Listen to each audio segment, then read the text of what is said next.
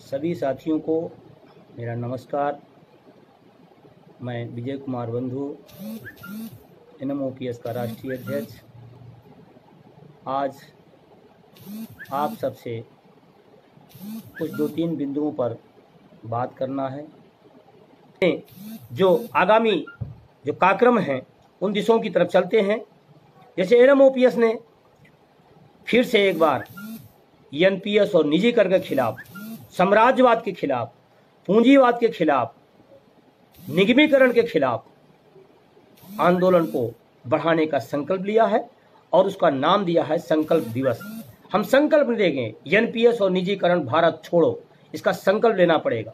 और मैं बार बार इस बात को कहता हूं, मित्रों ध्यान रखना, जिस समय NPS लाई गई थी उस समय लोगों ने अगर बोला होता तो आज हमको ये दर्द न झेलना पड़ता, ये तकलीफें न झेलनी पड़ती, ये परेशानियां न झेलनी पड़ती।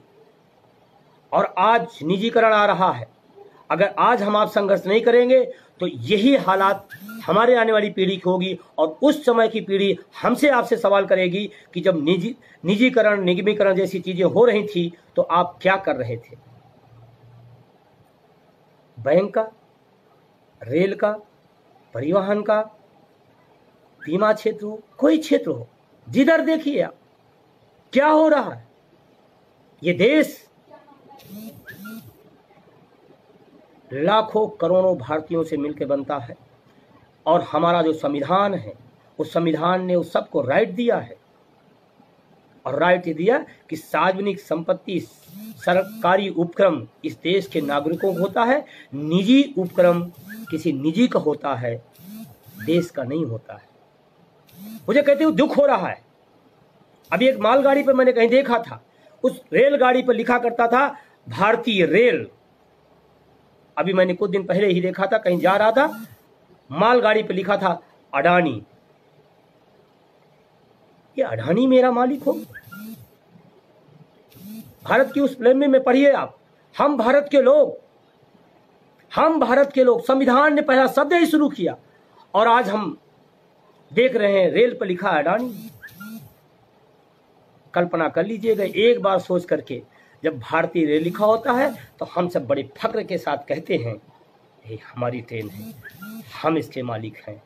लेकिन जब अडानी का ट्रेन लिखा होगा तो शायद। और यही रेल के बाद किसी भी क्षेत्र में आप जाइए, सारों तरफ एक ही बात हो रही है। तो मैं उस महात्मा गांधी जी को भी याद करते हुए उनके जन्मदिन पर पूरे देशवासियों के साथ, बिना किसी गुट के, बिना किसी विभाग के, किसी पद की, उन सब चीजों को पीछे छोड़ते हुए आप सब लोगों उस दिन पूरे हिंदुस्तान के अंदर, जिलों में, ब्लॉकों में, गांव में, चौपाल में, जहां भी 10 लोग, 20 लोग, 50 लोग इकट्ठा हों, महात्मा गांधी जी की फोटो रखिएगा। और मैं तो कहता हूं अगर थोड़ा सा एक कदम और अगर आप लोग साथ दें तो उनके पुष्प का, फूल का माल्यार्पण करिएगा, फूल चढ़ाइएगा। लेकिन मैं थोड़ा सा एक निवेदन और करना चाहता हूं, क्योंकि निजीकरण के खिलाफ मामला है तो सूत को माला पहनाइएगा। सूत, जो सूत होता है, कपड़े जिससे बनते हैं, उस सूत को महात्मा गांधी जी को माला पहनाइए। क्योंकि महात्मा गांधी जी का एक विचार था, लघु और कुटीर उद्योगों को बार बार समर्थक करते थे कि छोटे छोटे उद्योग, छोटे छोटे कुटीर उद्योग जब होंगे तो हमारा जो देश का नागरिक है वो अपने आप में आत्मनिर्भर बनेगा, ताकतवर बनेगा। तो हम आप सबसे निवेदन करते हैं, अगर सूत मिलता है तो महात्मा गांधी के उस चित्र पर सूत की माला पहनाइएगा। और ये एहसास कराना है कि ये जो सूत महात्मा गांधी ने काटा था वो छोटे लघु उद्योगों को बढ़ावा देने के लिए काटा था और न कि पूंजीवाद के लिए काटा था। और अगर नहीं मिलता तो फूल तो आपके लिए ही है, लेकिन अगर सूत को आप थोड़ा सा करेंगे तो एक प्रतीक जाएगा निजीकरण के खिलाफ। तो सूत कपड़ा जो जैसे बुना जाता है आप समझ सकते होंगे। और ये काम करना कैसे है, इस काम को जन आंदोलन बनाना है, जन आंदोलन। देखिए जब तक ये लड़ाई आप ये नहीं समझा पाए कि NPS और निजीकरण है क्या, और ये कर्मचारियों तक का मामला नहीं, कर्मचारियों के घर के लोग समझें, उसके मित्र और यार समझें, उसका पड़ोसी समझे कि किसके खिलाफ आंदोलन करने, किसके खिलाफ लड़ाई लड़ रहे हैं।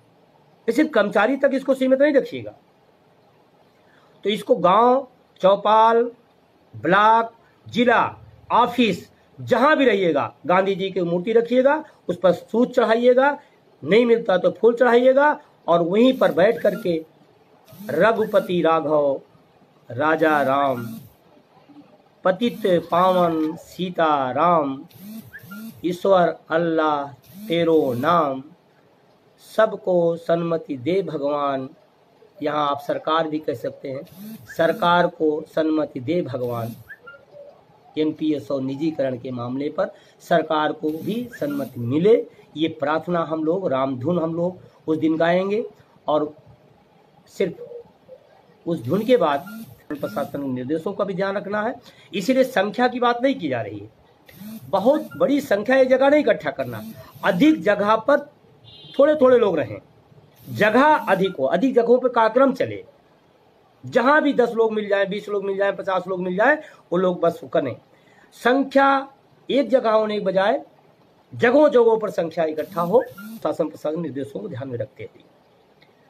जब तक ये बात हम लोगों तक नहीं समझा पाए, और उसके बाद हम वहां बैठकर चर्चा क्या करेंगे, एनपीएस क्या है, निजीकरण क्या है। और मैं बार बार इस बात को हर प्लेटफॉर्म पे कहता हूं। बहुत सारे हमारे साथी फोन करते हैं, मेरे पास मैसेज डालते हैं कि सर ये तो एनपीएस एनएमओपीएस निजीकरण के खिलाफ लड़ा था, निजीकरण खिलाफ करने लगा। मैं आपसे बहुत क्लियर करना चाहता हूं, बताना चाहता हूं, एनपीएस पेंशन का निजीकरण है, नौकरियों का निजीकरण संविदा है, और संस्थाओं का निजीकरण मतलब सब खत्म है। और खास करके मैं बार बार इस बात को कहता हूं, गरीब और मध्य वर्ग के खिलाफ अमीरों का षड्यंत्र है एनपीएस भी और निजीकरण भी।